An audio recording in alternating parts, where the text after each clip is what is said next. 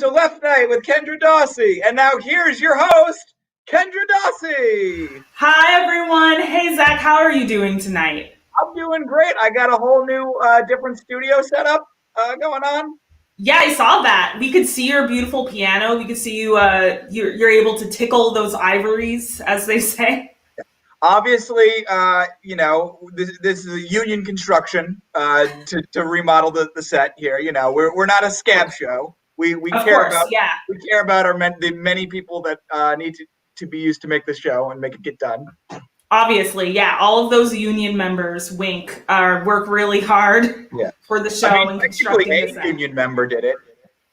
They weren't in a construction union, but technically, I'm not wrong. That is true. That is true. Yes. Okay. I more have meant like the plural because it's we have such a huge budget. Of course, we could afford a huge workforce.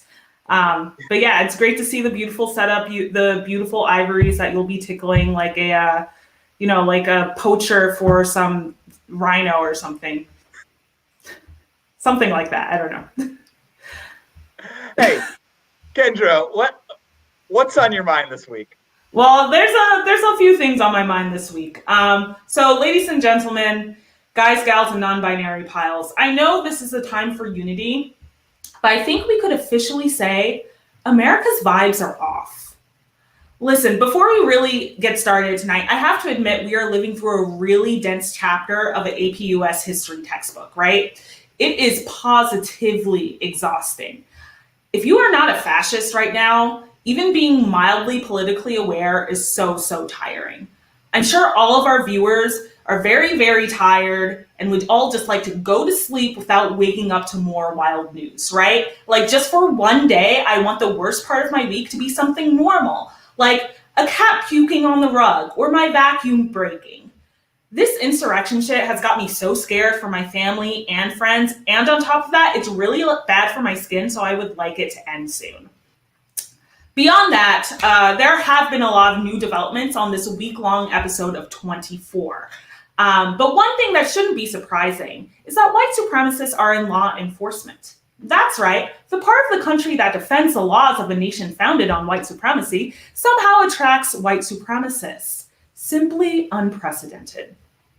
In the wake of the attempted coup on January 6th, one particular line of discourse in between saying insurrection is illegal is a form of cancel culture and President Trump is oppressed because he's been kicked off Twitter is a notable presence of off-duty cops trying to storm the Capitol.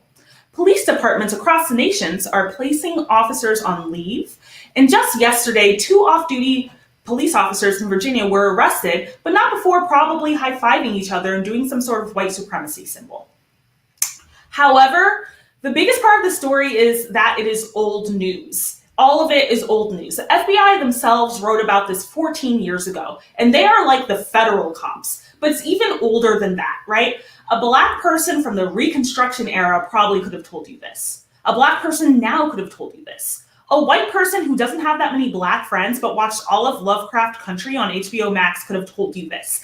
Like, why is it so surprising? Asking members of local white supremacy groups to join law enforcement agencies and other government groups has been a policy for many white supremacist organizations. It's called ghost skidding. Basically, the idea is a person dresses up as a respectable member of society, so not an obvious Nazi, joins a profession, and then selectively starts dropping white supremacist propaganda to the entire group. And when your job is disproportionately arresting black people for nonviolent crimes, then it's not too hard to get people on the white is right bandwagon.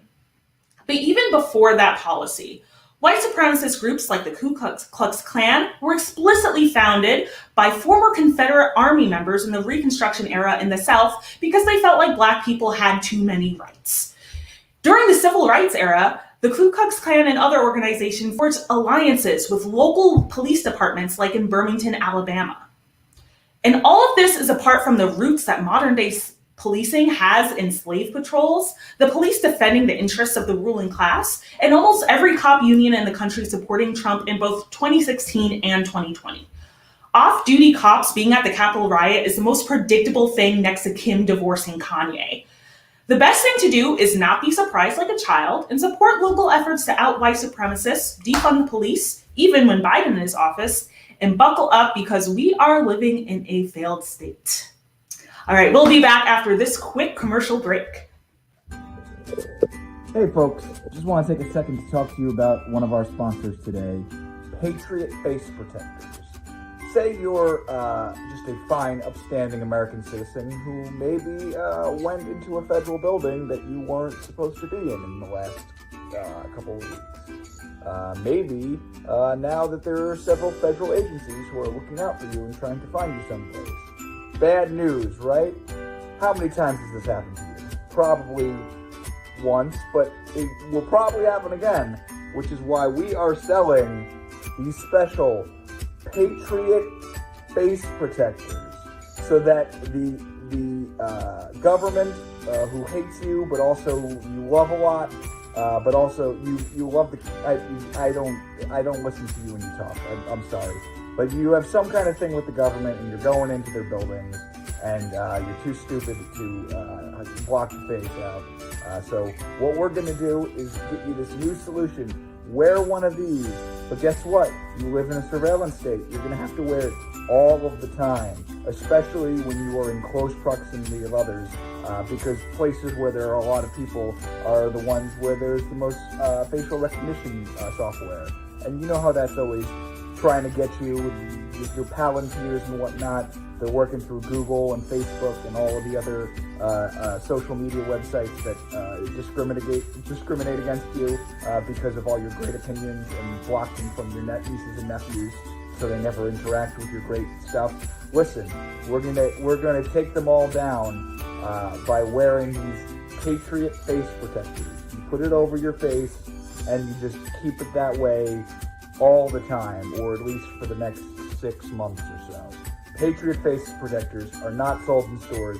You have to Venmo me directly, and they are $1,000 a piece. So all patriots out there, get yourself a Patriot Face Protector today. Man, that sounds like some very useful technology. Yeah, I mean, hey, you know, everybody's got to cover their face these days. Yeah, exactly. Yeah, people should cover the face, especially, you know, in this time where there's so much discrimination against neo-Nazis online. Like, it's just so, you just got to cover your face all the time. Of course, as stated, you don't want, if you are a true American patriot, you do not want one of these Antifa masks. You have to get the special Patriot mask. Yes. Oh no. Oh no, Zach might have stopped. Oh no. Zach, are you there? You're in the private chat? Okay. I am so sorry, everyone. Zach's computer has been a little bit off and on. But it's okay. We'll miss him. We miss him. He'll come back. He'll come. Yeah, maybe the government. You got him. The government got him. Man, Zach is probably laughing at these comments as he is struggling to turn his computer back on. But you know what? It's important for us to keep the message that Zach has and keep going so that they don't win, the terrorist or the government, whoever. I mean, it's like all in the same nowadays. Anyway, so there are a few things. This is the portion of our show that's usually called the riff section. When Zach comes on, we'll riff about some political things that happen. Of course, as always, please, if there's something that happened this week, which again is the longest freaking episode of 24 that I've ever experienced, please put it in the chat. We will be sure to mention it. So much has happened this week. I'm trying to find, there we go. Hi, Zach. Antifa did it. Okay. All right. Thank you. Thank you for letting us know. Yeah, thank you. Because I was giving the true message of for true patriots, Antifa tried to sabotage me. Thank you so much. Thank you for letting us know, Zach, that what happened. So yeah, I was just about to say, we're going to talk about the riff section. For a second, I really thought this was a spam comment, like someone just being snarky. But then I remembered there really was a big chastity belt hack. Did you hear about the big chastity belt hack? I did hear about this. This is very in line with what we talked about a few weeks ago about how you can't trust any device that you put Wi-Fi on. Yeah, you shouldn't put Wi-Fi just on any device, especially if it's a device where you put your cock into it. Yeah. And sometimes you might need to use your penis, for something other than cock and ball torture. Right. So yeah, Girth to Mars, beautiful name, by the way. And also very fitting to bring up the chastity belt hack.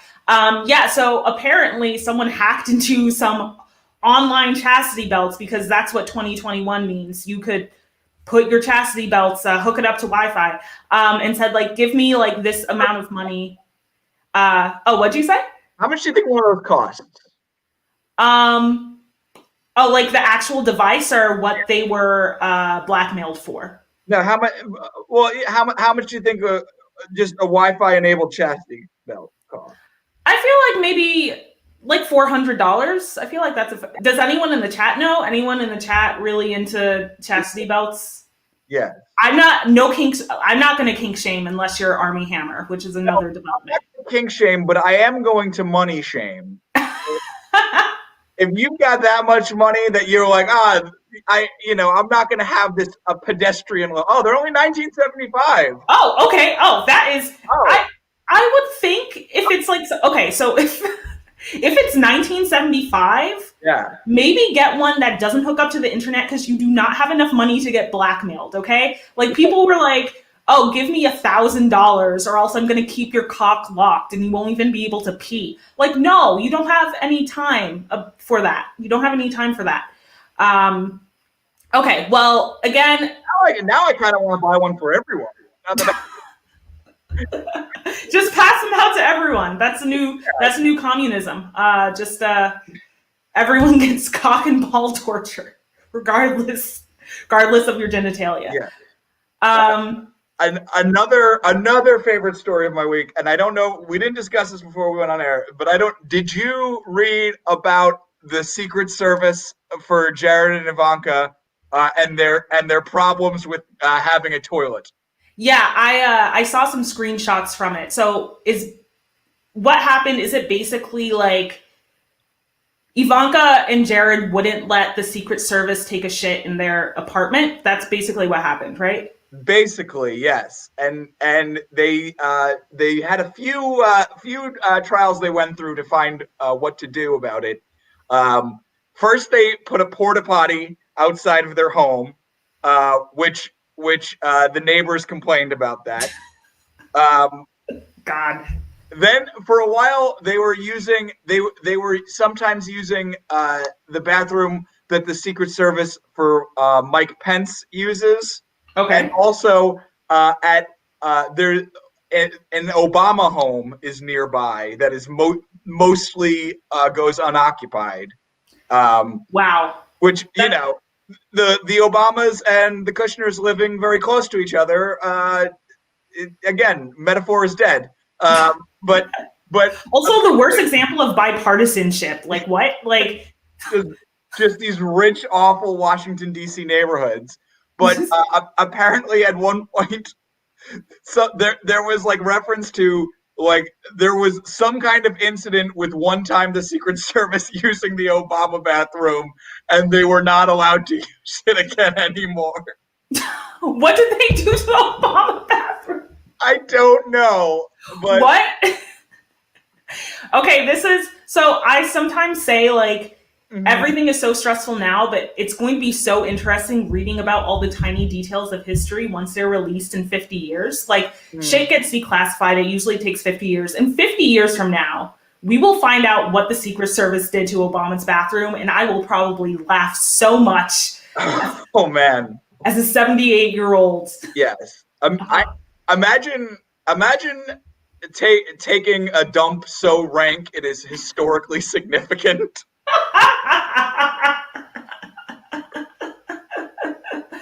Jesus. Yeah. Being in the Secret Service sounds terrible. Yeah. That's like, of all the sort of like government jobs where they give you a gun and then you're just subservient to people, that's the one that's like most directly like if you join the army, like you're putting yourself in the line of fire for the American empire, but you can at least you can at least rationalize in your head that, oh, I'm liberating the people of Iraq or whatever the hell you think. No, your Secret Service, your job is to be hit by the bullet instead of a person more important. Yeah.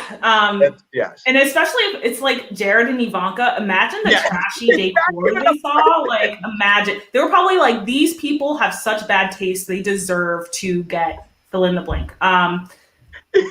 We do not support any assassinations. That being said, R.A.J. Andelman says in the comments, my dump killed Nixon. So there we have it, ladies and gentlemen, admission of a murder. In the comments, my dump killed Nixon. And Nixon died in the 90s, so Rachel must have been young. Oh man, that's a powerful young bowel movement. So yeah, Young Bowel Movement is my favorite SoundCloud rapper.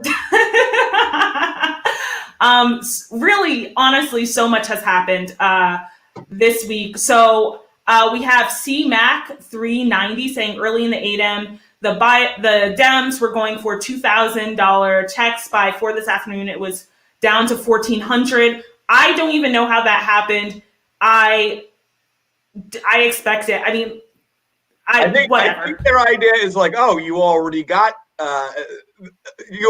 the 600, so 600 plus 1,400 is 2,000. Yeah, but it's also like people's rent is like more than $600. I don't know what part of the country $600 could cover 10 months of your rent, right? Like, or even $3,200. Like, yes. Anyway, it's like the equivalent of telling your kids, like, didn't I feed you yesterday? Like, why do you need more food? Why do you need more food? You ate last week. All right, stop being greedy. You want a birthday cake? I gave you. You had eggs this morning, and also you had a sandwich for lunch. So there was like flour in that. So like, and then there was some sugar in your coffee. So basically, you already got a cake. So all I owe you now is some frosting. Yeah, and then this same deadbeat dad in the scenario drives off in like a freaking fighter jet or something that like disappears in the sky.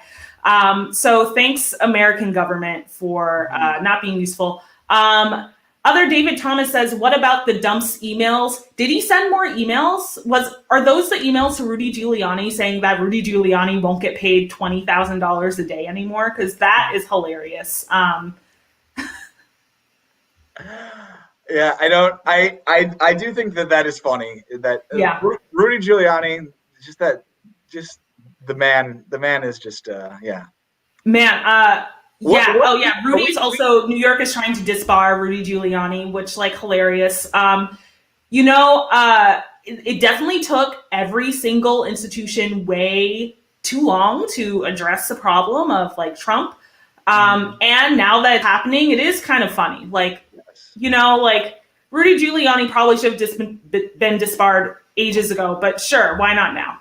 I think we probably need to just disbar all of the lawyers. It's got to be like, let's get rid of, nobody can practice law, and now it's sort of a, you have to now prove that you should.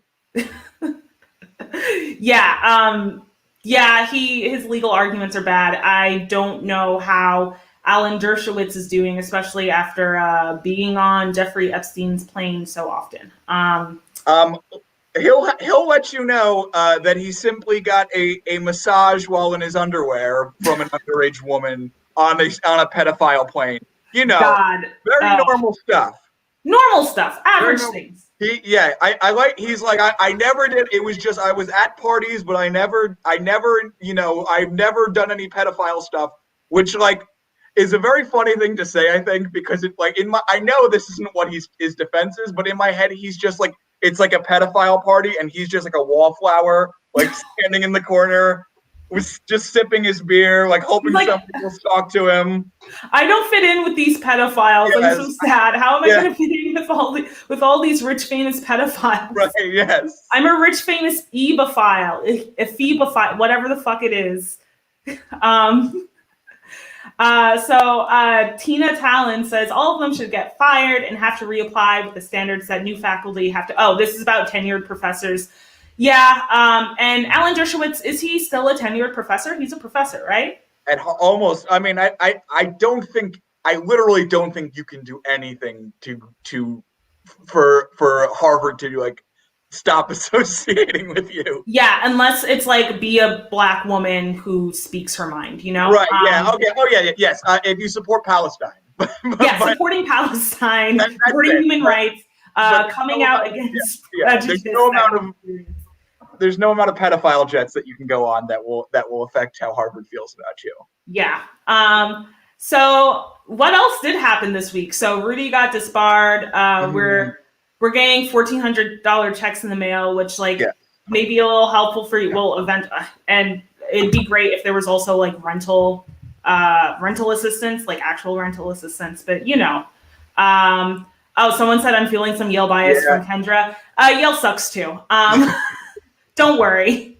If you, I'm sure Yeah. Yale has some like famous pedophile on staff, Yeah. and I just can't think of them right now. You know? I mean, Yale literally has skeletons in its closet. It's called the Skull and Bones Society. Yeah. So don't. There's no bias on my end. Yes. Let's see. Yeah. What else? What else did happen this week, everyone? Well, we didn't talk about this, but our dear boy Mayor Marty Walsh is moving up to the big times. Yeah. Yeah, he got tapped to be. So our dear boy, we're saying this because Zach and I are both Boston residents. Yes. You're in Boston. We're both technically within the city of Boston. Yeah. So he has been tapped to be the Secretary of Labor for Biden's cabinet. Yes. Yes. Yeah, so one thing I do want to say, because actually I have a friend who is not from Boston being like, oh, I heard Marty Walsh like threatened companies to hire union labor, so that's cool. I do want to say Marty Walsh is actually not that cool. He's very pro cop unions. A lot of he's definitely been like a force for like the rising prices and gentrification in Boston. And yeah, he just like, and also like all the businesses are fucking like he's whatever. And unions are only, I mean, obviously unions forever, but they're only as good as how their power reflects.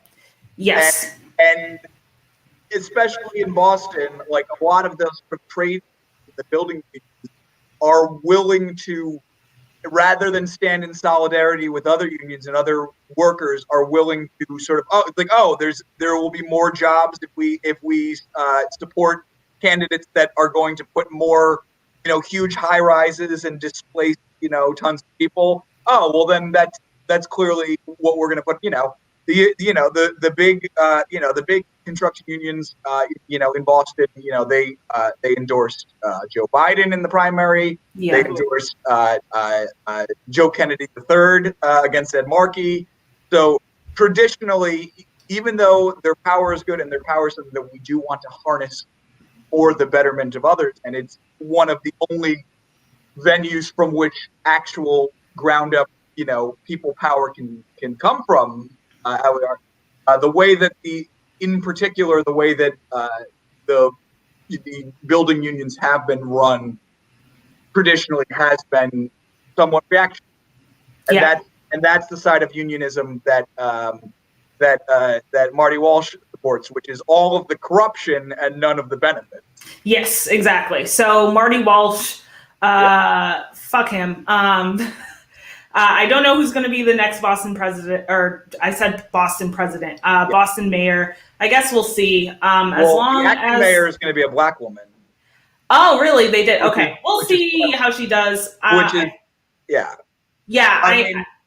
I don't want to be the type of person that's like, oh, if it's a black woman, then she'll automatically be good, I agree. But at the same time, like, mayor of Boston is this like unshakable thing where like one of my favorite like weird facts is that like in the last 50 years there have been more popes than mayors of Boston.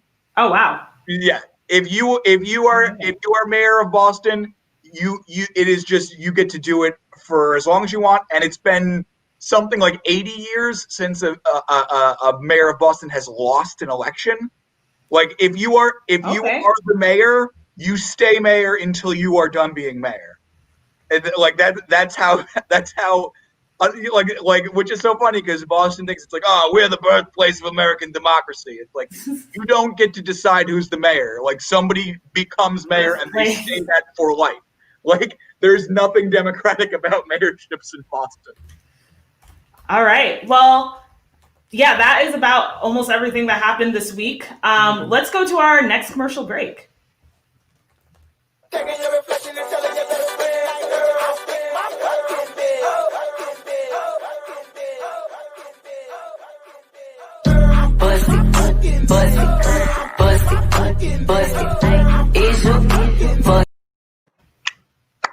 I hadn't seen that. I love it. Thank you. I'm glad you like it. All right, Zach, I think you have a few final thoughts. Let's turn it to you. Take it to you. Yeah. So sorry, everybody. Going to end on a down note, but we're talking about fascism again. What it is now, people may disagree with me, but I think the best simple definition of fascism is that it's the fusion of government and corporate power into a state that is built on an ultranationalist identity, obsessed with might, and fueled by the existence of a common enemy. And you may say, well, that's not specific enough of a definition, because by that definition, you could say the United States is fascist. And well, thank you for arriving at the point that we were all trying to get to. What you saw last week with the used car salesmen and depressed attorneys storming Washington, most of them, other than a few explicit Nazi insignias, most of them don't consider themselves to be fascists. They think that they're patriots. They're super patriots. They love America more than anybody. And I don't think they're necessarily wrong as much as they're wrong about the righteousness of America. The media is not going to call them fascist because they don't want to open up that can of worms. But guess what? Here on Left Night, hope you're hungry because there's going to be a big old plate of worms opening up. So the United States had a prominently fascist party in pre-World War II, had thousands of members, including heroes such as Charles Lindbergh. There were plenty of people who thought the United States should have joined the Axis powers. And it makes sense because Hitler himself used the United States' suppression of Black and indigenous people as a blueprint for how he would suppress minority populations that he didn't care for.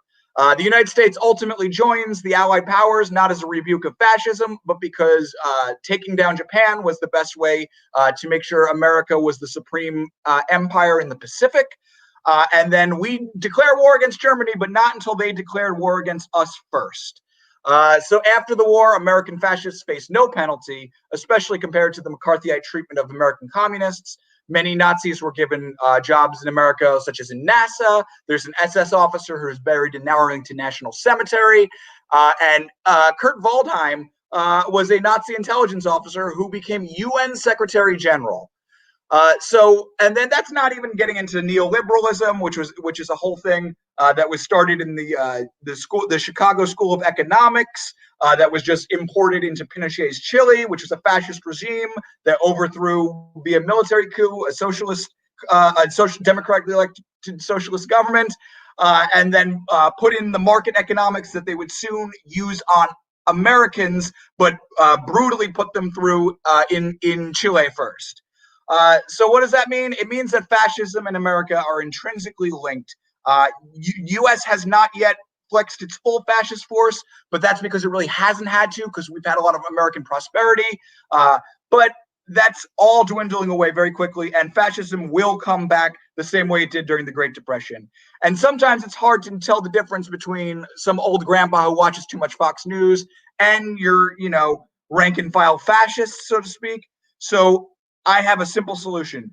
Find yourself an ideology that opposes both fascism and America.